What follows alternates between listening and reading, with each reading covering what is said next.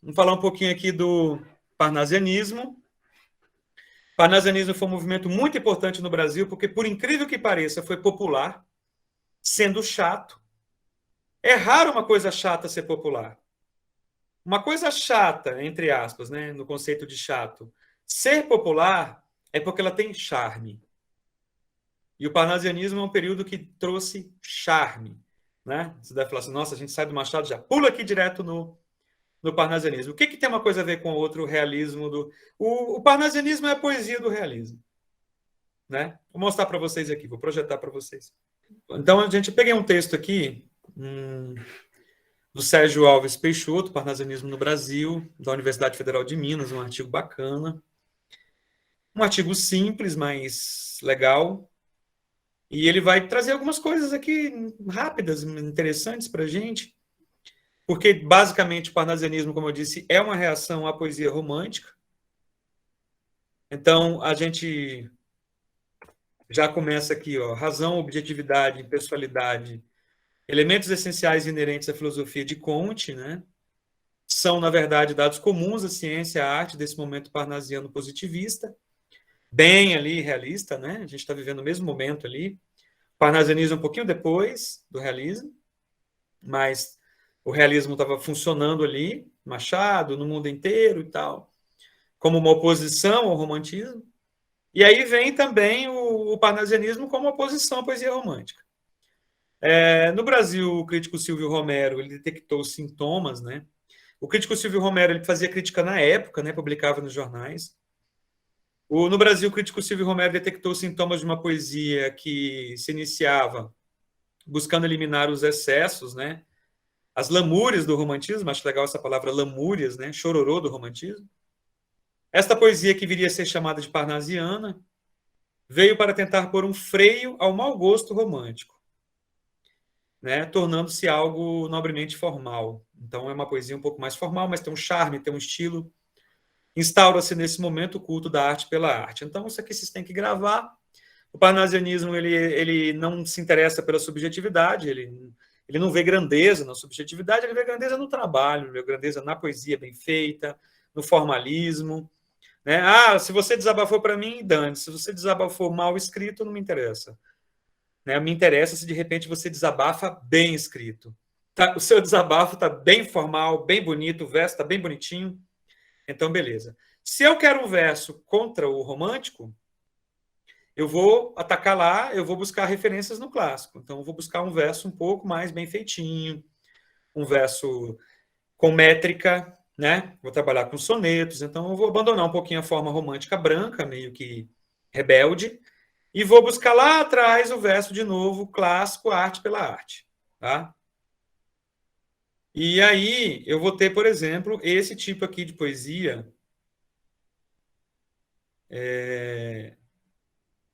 Deixa eu fechar aqui. Vou salvar, não, desculpa. Não vou salvar.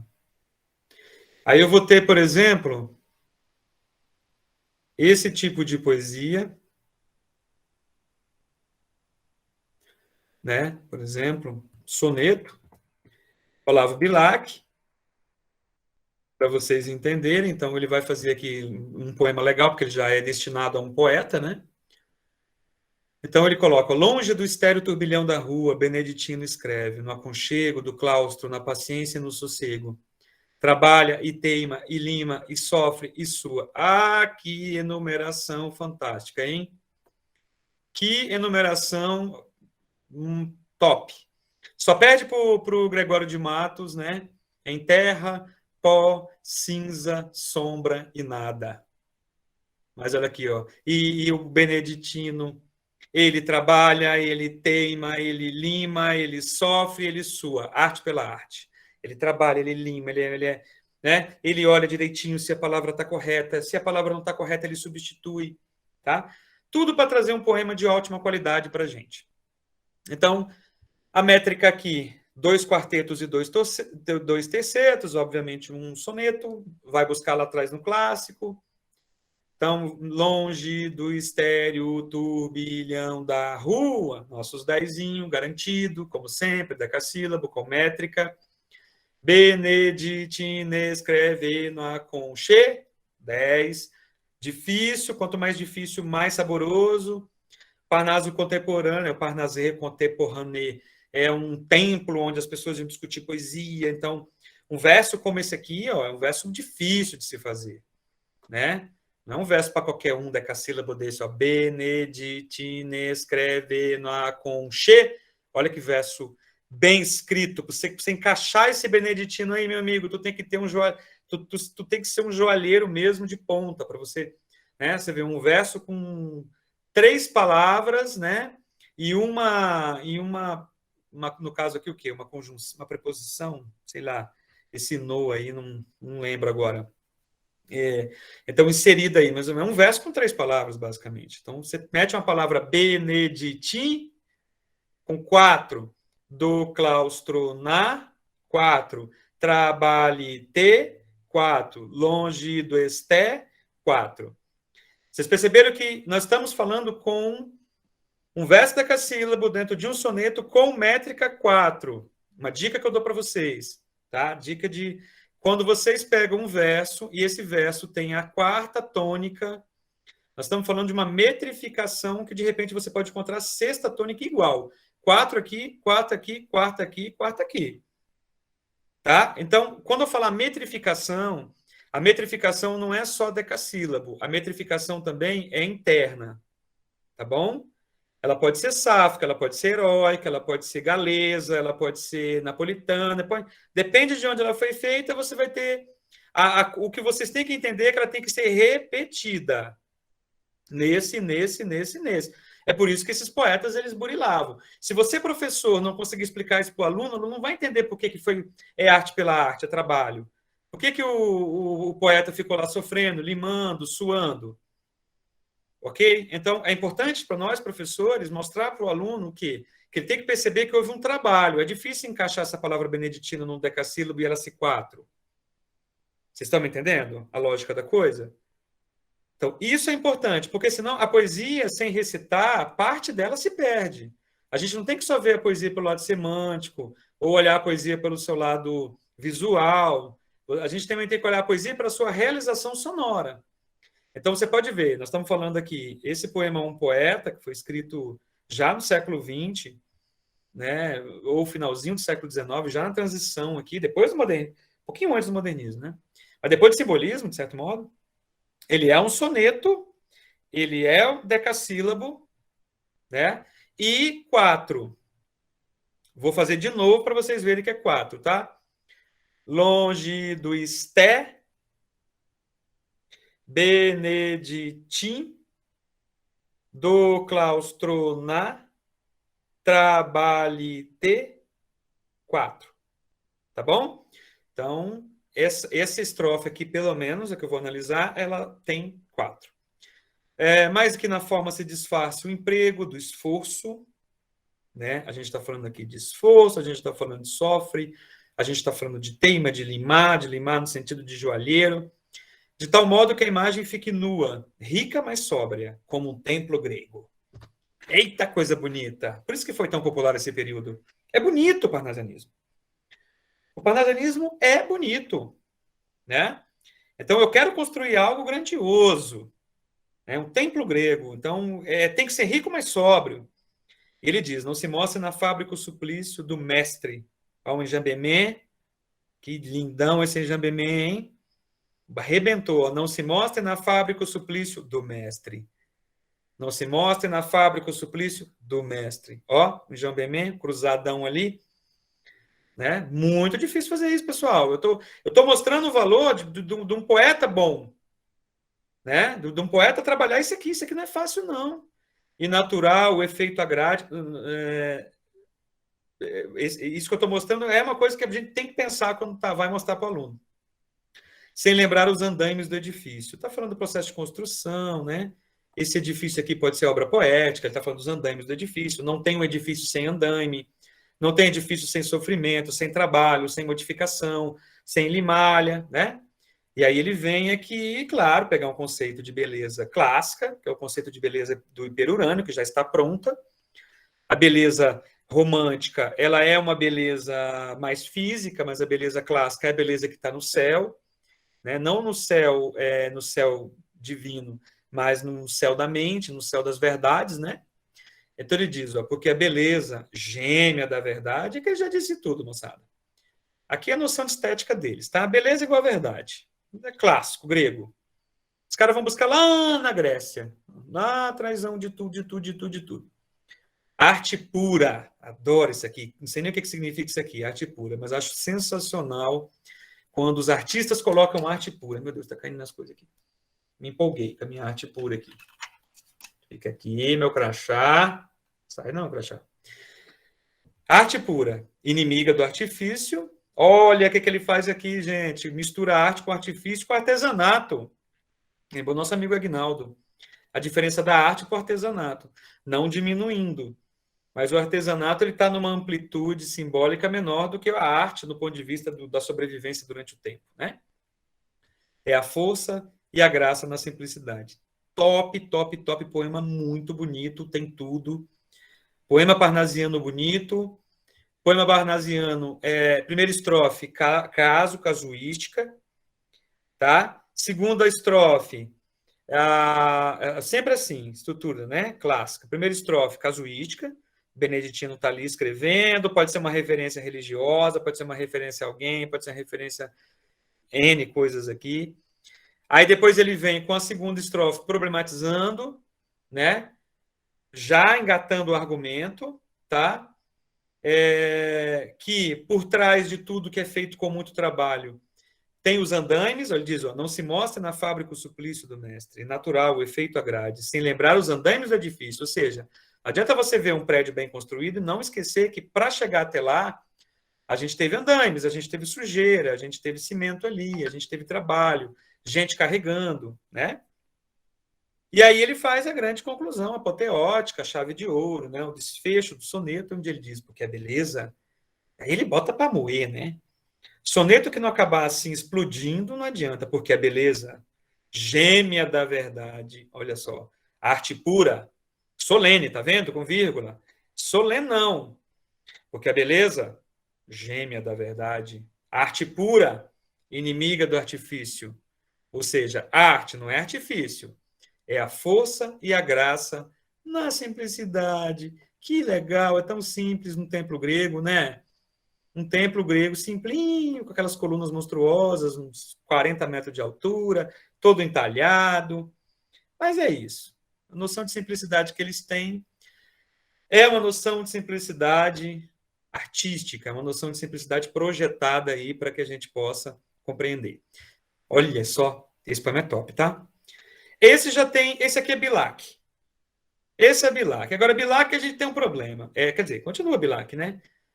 Mas é porque vocês viram que a formação dele está diferente? Invejo ourives quando escreve, imito amor. Com que ele ouro tu rele. Esse aqui, cara, esse aqui é difícil. Esse aqui, ele não é ode, ele tem um outro nome, não é elegia também. Vou lembrar o nome aqui para vocês. Essa estrutura desse poema aqui é um pouco mais difícil, inclusive, do que o soneto, porque ele é um poema grande. A Profissão de Fé é um poemão grande. Eu fiz um recorte do Profissão de Fé que todo professor faz no livro didático para dar aula para o seu aluno lá no ensino médio. Fiz a mesma coisa com vocês, né? Porque aqui está o poema mais famoso do Olavo Bilac. O que acontece com o Olavo Bilac? O Olavo Bilac ele fez uma propaganda de... a fama do Olavo Bilac era grande, tá? Mas ele precisava de dinheiro. E o Olavo Bilac, ele estava ali naquela fasezinha meio difícil, capengando, né? E ele foi pago para fazer a propaganda de vender uma chácara. Então, ele era para fazer um poema vendendo uma chácara. Então, eu vou até encontrar depois esse poema aqui para mostrar para vocês.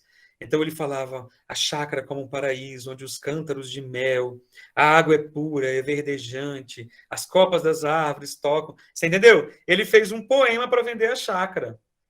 Olha que top.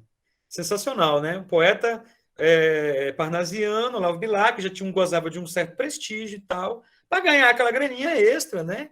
Foi lá e fez aí o seu poema. É o primeiro caso, inclusive emblemático, de poesia usada para vender alguma coisa. O primeiro poema no marketing de realmente um poeta oficial aí. Depois isso ficou normal, né? Drummond fez. E o caso mais emblemático de gente que ganhou dinheiro com encomenda é do nosso grande João Cabral de Melo Neto, que um cara chegou nele e falou assim: Ei, eu preciso de um poema, cara. Eu preciso de um trabalho seu aí para o Natal. Eu queria fazer um alto de Natal. Aí o João Cabral coçou a cabeça, embaçado, rapaz. Falou, tô a fim de fazer isso. Não, faz, tal. Não sei se pagou. E aí ele fez, o João Cabral de Melo Neto, né? Estão ligados, né? João Cabral de Melo Neto. E ele fez um alto de Natal. Não fez muito sucesso, não. Né? Um tal de Morte e Vida Severina, muita gente não conhece, né? Morte e Vida Severina. Pois é, ele fez, assim, foi uma encomenda. Então você vê, né?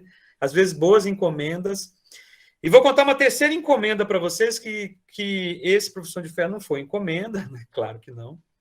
Mas uma terceira encomenda para vocês que é sensacional. Não é uma encomenda, mas foi um concurso de redação que aconteceu na França, final do século XVIII, 1700 ali, não lembro exatamente a data. E o nosso amigo, né, Jean-Jacques Rousseau, ou Rousseau para os íntimos que não sabem o francês, eu também não sei o francês, mas sei que é Rousseau.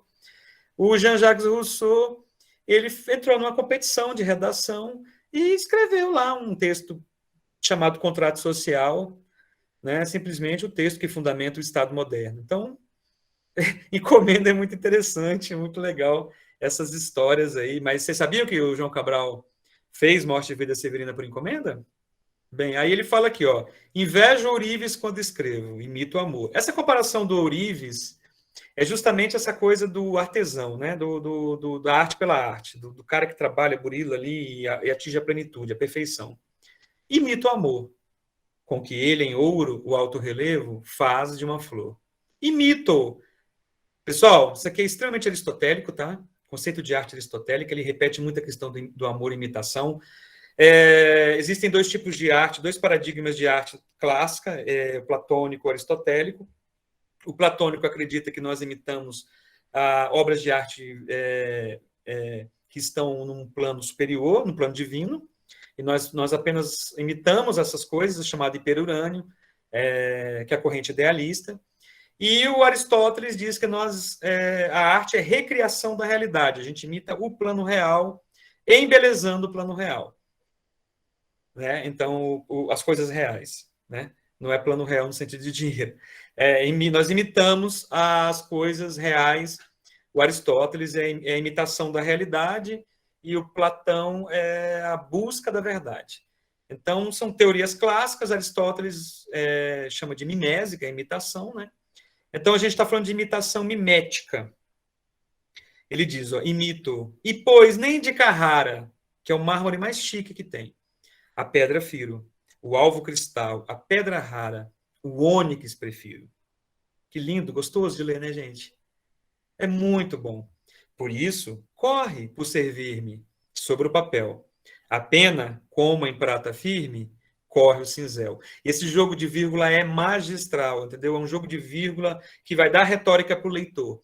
Tipo assim, leitor, chega aqui, vou te ensinar como você vai ler. Como eu não estou aqui para te ensinar, a vírgula vai te ensinar. Acho isso sensacional.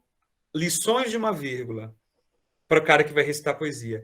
O cara que pula uma vírgula no recital de poesia, ele não sabe que é uma poesia, que é um poema. Ele não sabe. A vírgula é o poeta ali escondido atrás daquela vírgula e ele está falando, lê assim, meu filho, que é assim que fica bom, tá bom? Se você não lê assim, não vai dar tom, não vai dar dicção poética. Então, ó, por isso, corre por servir-me sobre o papel. A pena, como em prata firme, corre o cinzel. Então, ele está fazendo uma comparação aqui da pena com o cinzel, que é aquele instrumento de poder, né, moldar uma joia. E ele diz: corre, desenha, enfeita a imagem, a ideia veste, cinge-lhe ao corpo a ampla roupagem azul celeste. Olha que gostoso. Esses versos, esse trabalho aqui desse verso menor, que ele dá o tal do riste, né? Do iste, que é um termo que a gente tem quando trabalha com essa métrica maior e métrica menor, ela dá um equilíbrio super bom. Então, por quê? Porque ele está falando muito com vírgula, ele está muito dialogando com a dicção. própria, diz, corre, desenha, enfeita a imagem. A ideia veste. Cinge-lhe ao corpo a ampla roupagem, azul celeste. Então, você trabalhar com esse monólogozinho, com esse... E esse pequeno verso, ele te dá um boom de dicção. Tu vem num grande, o pequeno fica grande. Né? Você vem num verso grande, você está cansando aqui, que você já cansou, está quase caindo, pá. Né? E aí você respira aqui, esse pequeno verso ele fica grande, azul celeste, puf, chega e explode. Tudo retórica, tudo pensado, tá bom? Podem acreditar. Então ele vai dizer: torce, aprimora, alteia, lima a frase. Ó, que gostoso. E enfim, no verso de ouro engasta a rima, como o Rubim. O que ele está fazendo? Ele está jogando o próprio poema como um metapoema do que ele está fazendo. Então, olha, eu estou explicando como deve fazer, fazendo o meu poema. Perceberam? A ideia dele é sensacional. Por que ele é tão importante? Não dá para falar com esses caras. Tem professor que fala, mas o parnasianismo é chato e tal. Não, não é chato. O parnasianismo ele vai realmente na poesia, no fazer o poema. Ele não é um poema semântico, ele é um poema mesmo, com aquela construção clássica de quem domina a palavra, de quem... Poeta moda antiga, que a gente tem que valorizar também, porque senão essa cultura morre, tá? Saber um pouquinho da escansão, saber o valor da vírgula, tá? Eu estou dando dicas para vocês aí fixarem de como, tá? Não é porque é um poema meio que muito raso, não, ele não é raso. Ele é raso do ponto de vista semântico, do ponto de vista semiótico, mas ele não é do ponto de vista dos elementos de um poema, tá? Ó que lindo isso aqui, ó. Torce, aprimora, alteia, lima, trabalhando a frase. E, enfim, no verso de ouro engasta a rima como um rubim. Né? Perfeito. Quero a estrofe cristalina, dobrada ao jeito do ourives, saia da oficina, sem um defeito. Olha que lindo isso aqui. A estrofe cristalina, ou seja, a estrofe que você não tenha consoantes sujando, que você tem 4 e 6, né? Decassílabos com 4, que eu expliquei para vocês, e 6, eu não expliquei o 6 para não confundir muito vocês, mas a gente pode evoluir enquanto vocês tiverem aula comigo, de repente eu posso evoluir aí para o 6, você viu que a gente está evoluindo, né? A gente já está vendo os decassílabos, já vimos a estrutura com 4, e vamos evoluindo sempre. E Safo, que fez 4, 6 e 8. A gente está falando aqui de 4 e 6 só, fixo. 4, 6, 4, 6, 4, 6, tá? Eu já falei isso para vocês, né? E que o lavor do verso, acaso, por tão sutil, possa o lavor lembrar de um vaso de becerril.